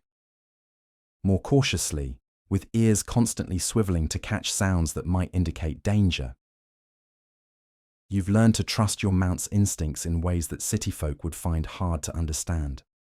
Out here, your horse isn't just transportation, it's an early warning system, a companion, and often the difference between making it home alive and becoming another set of bones bleaching in the desert sun. The cattle present their own challenges in the darkness. Animals that were sluggish and docile during the heat of the day become restless as temperatures drop. They're thirsty, tired and irritable, a combination that can lead to stampedes triggered by nothing more than a sudden sound or an unexpected movement. You've seen it happen. One spooked cow can set off a chain reaction that turns a peaceful herd into a thundering mass of horns and hooves that could trample a man and his horse into paste without even slowing down. Back in town, the evening takes on a different character entirely. The saloons, which served as refuges during the day, now become the social centers they're meant to be. But the atmosphere is subdued, colored by the shared experience of having survived another day that tested the limits of human endurance. Men gather not to celebrate, but to commiserate, to share the quiet camaraderie that comes from facing the same enemy and living to tell about it. The oil lamps and candles that provide illumination cast dancing shadows on walls that still radiate heat from the day's assault. The light flickers and wavers, creating an atmosphere that's both intimate and somehow menacing. Conversations happen in lower tones, partly because people are exhausted, but also because the night seems to demand a certain respect. Out here, darkness isn't just the absence of light, It's a living thing that can hide threats you won't see coming until it's too late to do anything about them. Women emerge from their own battles with the heat to face the evening's challenges, preparing meals for families that are hungry but whose digestive systems may still be recovering from heat stress, tending to children who are cranky and out of sorts from a day of being cooped up in whatever cool spaces could be found, dealing with husbands and fathers who are exhausted, irritable, and still have work that needs doing before they can rest.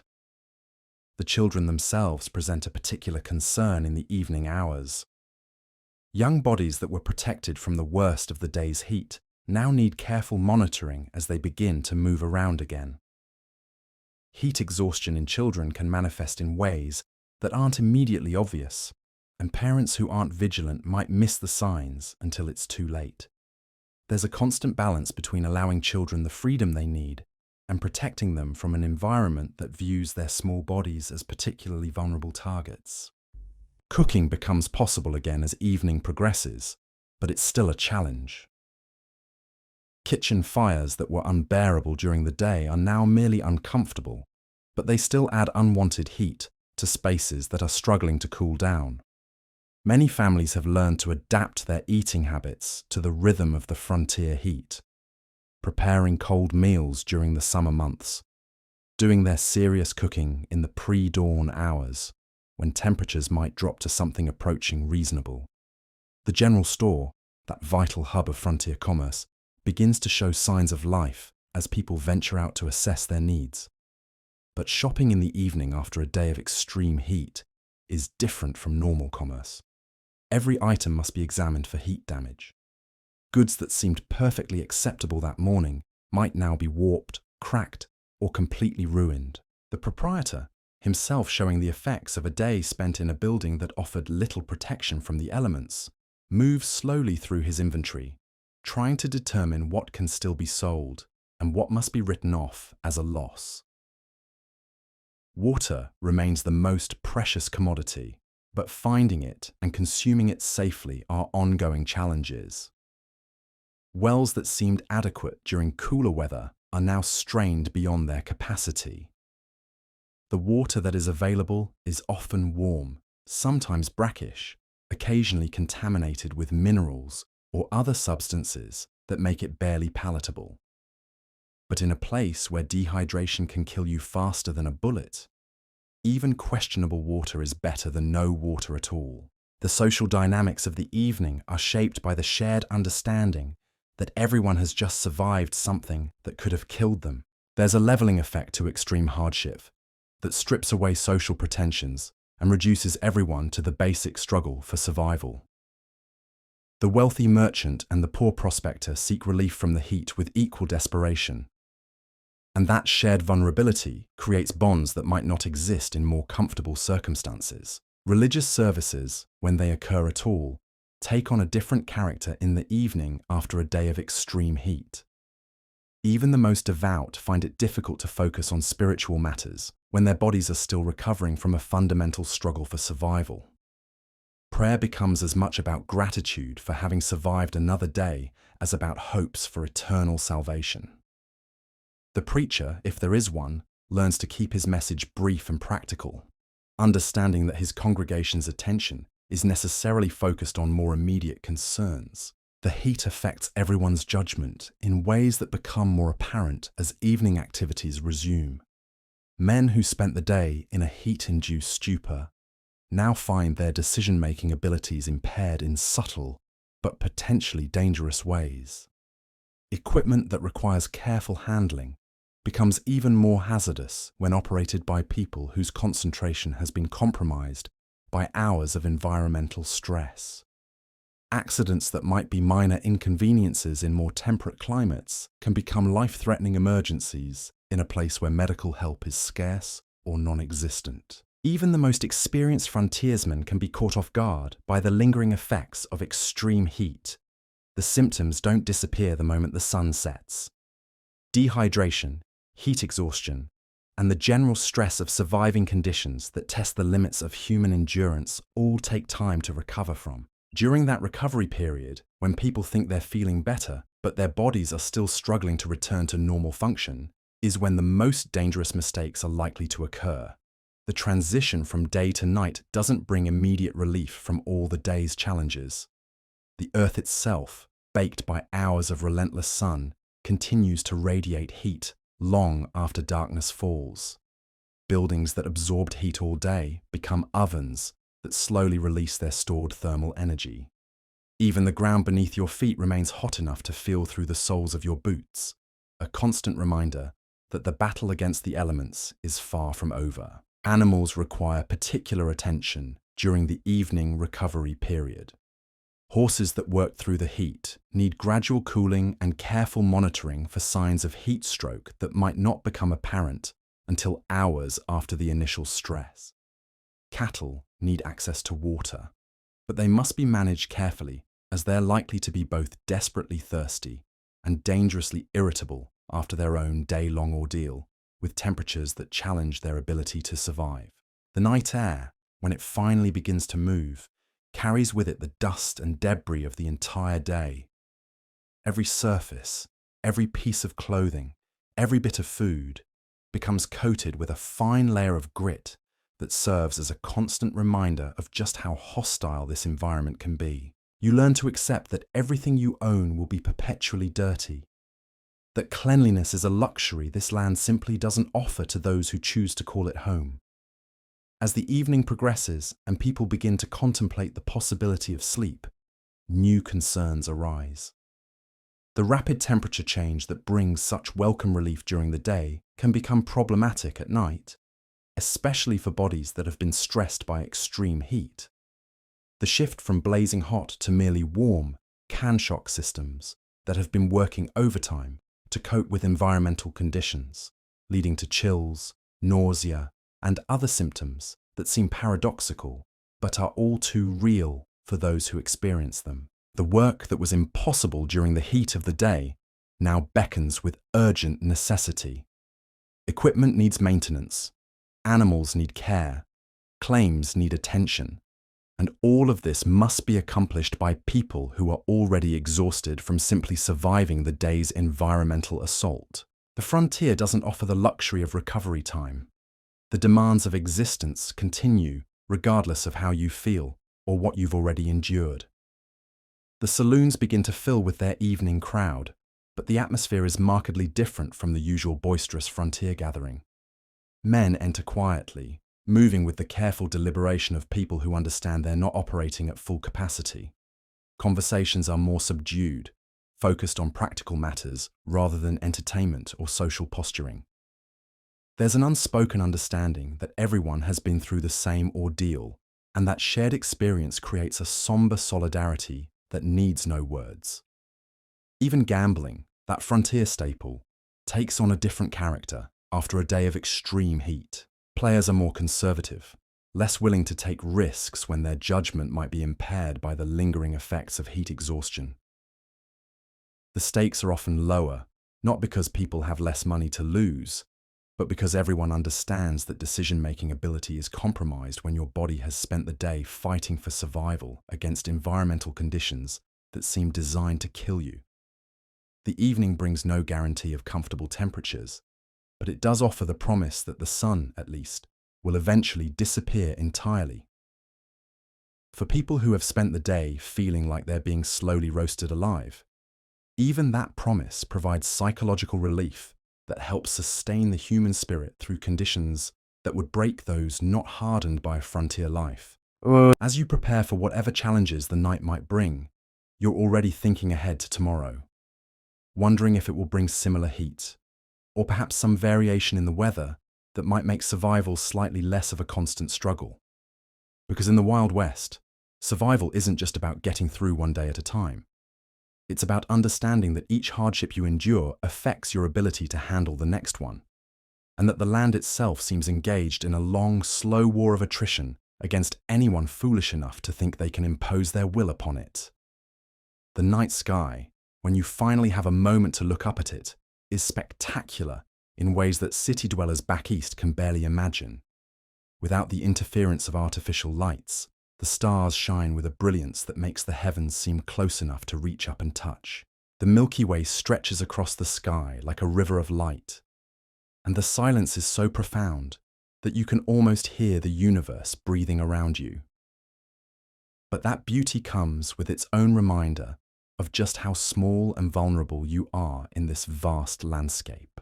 The same clear skies that provide such magnificent views also mean that there's nothing between you and the elements, no protection from whatever weather might decide to visit this corner of nowhere.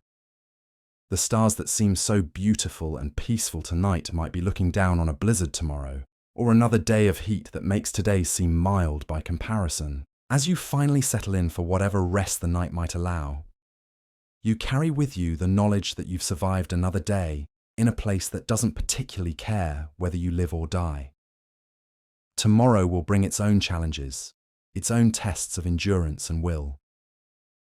But tonight, as the first cool breeze of the evening finally begins to stir the dust-laden air, you allow yourself the small satisfaction of knowing that you're still here, still breathing, still capable of facing whatever this unforgiving land might throw at you next. Because that's what life in the Wild West ultimately comes down to.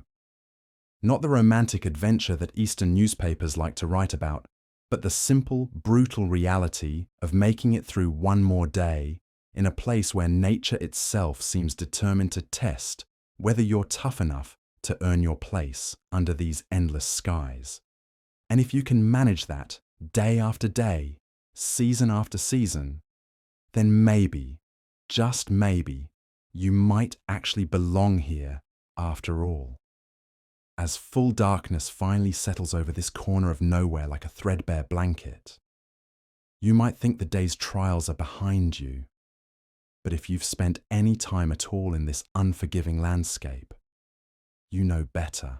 The night brings its own particular brand of challenges, and sleep, that most basic of human needs, becomes just another battle to be fought and hopefully won. Your bed, if you're fortunate enough to have something that deserves the name, is likely nothing more than a thin mattress stuffed with straw or corn husks, laid over a rough wooden frame that creaks ominously every time you shift position. The straw pokes through the fabric covering, creating lumps and valleys that make finding a comfortable position an exercise in futility. If you're less fortunate, you might be sharing a dormitory-style room with a dozen other souls, all of them dealing with their own discomfort in ways that range from restless tossing to outright snoring that could wake the dead. The heat that tormented you all day doesn't simply vanish because the sun has disappeared. It radiates up from the floorboards, which absorbed thermal punishment for hours and are now slowly releasing it back into the stifling air. The walls, thin and poorly insulated, offer little barrier between you and the residual heat that seems to emanate from every surface. Even the pillow, if you have one, feels warm against your cheek, as if it too has spent the day baking in an oven. The sounds of the frontier night create their own symphony of sleeplessness. Somewhere in the distance, a coyote raises its voice in a mournful howl that speaks of loneliness and wild spaces that stretch beyond the horizon. Other coyotes answer, their voices weaving together in a chorus that reminds you just how thin the veneer of civilization really is out here. An owl screeches from whatever scraggly tree it's claimed as home, hunting for prey in the darkness, with the patience of a creature that understands survival requires both skill and persistence. The cattle, bedded down for the night but still restless from the day's heat stress, occasionally low their displeasure to anyone who might be listening. Their sounds carry across the still air, mixing with the snorting and stamping of horses in the livery stable, the distant barking of dogs, and the creaking of buildings as they slowly contract in the cooling air.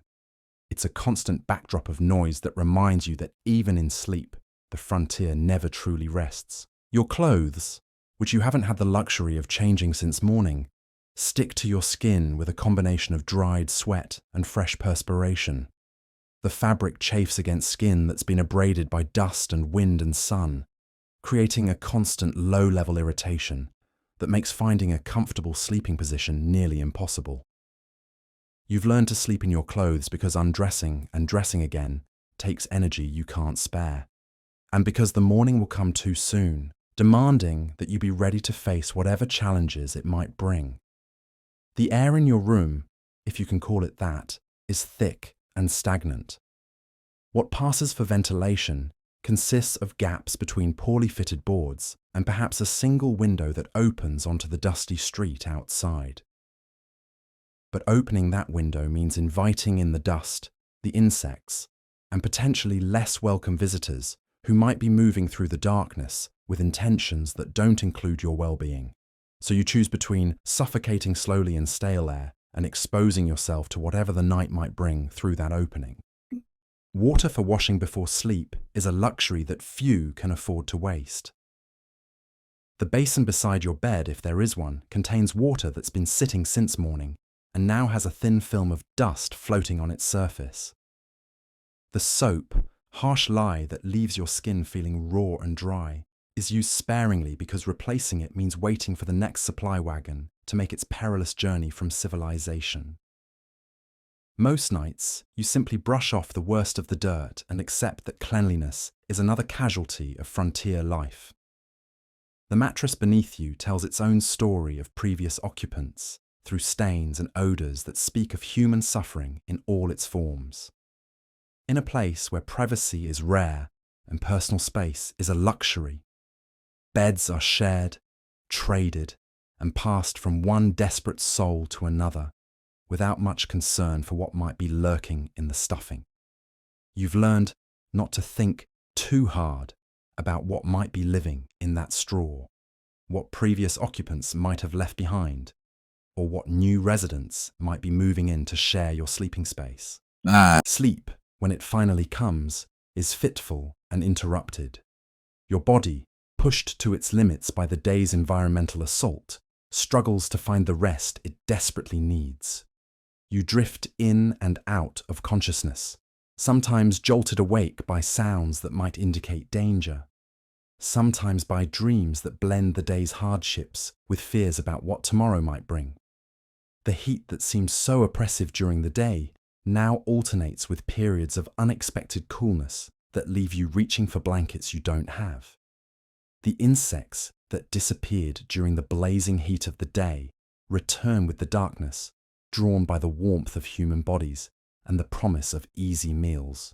Mosquitoes whine around your ears with the persistence of tiny demons, their bites adding another layer of irritation to skin that's already been punished by sun and wind and dust. Flies that seemed sluggish during the heat now move with renewed energy, crawling across your face and hands with the confidence of creatures that know they're in their element. Even in sleep, your mind doesn't rest completely. Part of you remains alert to the sounds of the night, listening for anything that might indicate trouble approaching. The sudden silence of the coyotes, the nervous lowing of cattle, the sound of footsteps that don't belong to anyone you recognize. In a place where danger can arrive without warning, the ability to wake instantly and respond to threats becomes as essential as the ability to fall asleep in the first place. Your dreams, when they come, are coloured by the experiences of the day. You dream of heat that presses down like a physical weight, of dust that chokes your lungs and blinds your eyes, of endless horizons that promise nothing but more of the same hardship you've already endured. Sometimes you dream of water, cool and clean and abundant, only to wake and remember that such luxury exists only in the realm of sleep and memory. The night brings its own fears and anxieties that are different from the daytime struggles, but no less real. In the darkness, every sound might indicate danger approaching. Every creak of the building might be someone trying to break in. Every distant shout might be the beginning of violence that could spread through the settlement like wildfire. You sleep with one hand on whatever weapon you might possess, knowing that the seconds between sleeping and waking could determine whether you see another sunrise. The other occupants of your sleeping space contribute their own symphony of nighttime sounds. Snoring that ranges from gentle whispers to thunderous roars that shake the thin walls. Coughing that speaks of lungs damaged by dust and harsh conditions. The restless movements of people whose bodies can't find comfort on beds that were designed more for durability than rest. Occasionally, someone talks in their sleep, revealing fears and hopes and memories that they would never share in the harsh light of day. The temperature continues to fluctuate throughout the night in ways that make finding the right balance of covering nearly impossible. One moment you're sweating beneath whatever blanket you've managed to acquire. The next you're shivering as a breeze finds its way through the gaps in the walls. Your body, still recovering from the day's heat stress, struggles to regulate its temperature in ways that leave you constantly adjusting, constantly uncomfortable, constantly aware that genuine rest is a luxury this environment simply doesn't provide. As the night progresses toward dawn, you become aware that the brief respite from the sun's assault is already drawing to a close. In a few hours, that merciless disk will rise again, bringing with it another day of challenges that will test your endurance, your resolve, and your determination to survive in a place that seems actively hostile to human existence. The knowledge that this cycle will repeat itself tomorrow, and the day after, and every day for as long as you choose to remain in this unforgiving landscape, weighs on your mind even as you try to find whatever rest the night might allow. The sounds of the settlement begin to change as the hours pass.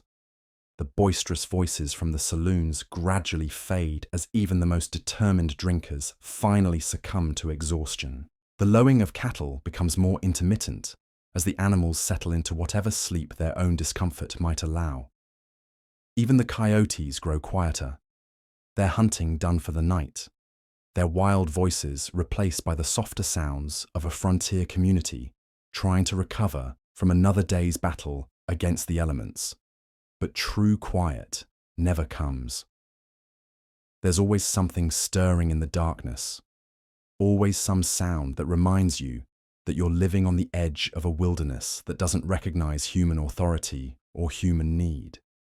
The wind never stops blowing across these vast spaces, carrying with it the scents and sounds of distances so great they make you feel like a tiny speck in an endless void. It's a humbling sensation, lying there in the darkness, aware of just how small and vulnerable you are in this immense landscape. Your thoughts, as you drift between wakefulness and sleep, turn inevitably to home, if you can remember what that word once meant. Perhaps there was a place where beds were soft and clean, where water was abundant and pure, where the air didn't taste of dust and the sun didn't feel like a weapon aimed at your destruction. But those memories seem to belong to someone else, someone who existed before this harsh land stripped away every comfort and taught you that survival itself is an accomplishment worthy of pride. The night hours pass with agonizing slowness, marked not by the ticking of clocks, but by the gradual shift in the quality of darkness, the subtle changes in the sounds around you, the slow movement of whatever stars might be visible through the gaps in the roof. You measure time by the cooling of the air, by the settling of the building around you, by the growing stillness that precedes the dawn and another day's trial by fire. And so you lie there, caught between exhaustion and discomfort, between the need for rest and the impossibility of finding it under these conditions. Your body aches from the day's labors, your skin burns from sun and wind, your throat is parched despite whatever water you've managed to consume. Yet somehow, in the space between one breath and the next, between one shifting position and another, sleep finally claims you. It's not the deep, restorative sleep of more civilized places, but the fitful rest of people who understand that tomorrow will bring fresh challenges, new tests of endurance, another day in the ongoing battle between human determination and an environment that seems designed to break the spirits of those foolish enough to call it home. But it's sleep nonetheless, a brief reprieve from consciousness, a temporary escape from the harsh realities of frontier life. And when morning comes, as it inevitably will, you'll wake to find yourself still breathing, still capable of facing whatever the day might bring. Because that's what life in the Wild West ultimately teaches you. That survival isn't about comfort or convenience or the luxury of choice. It's about endurance, about the simple act of getting up each morning and deciding to continue the fight for one more day.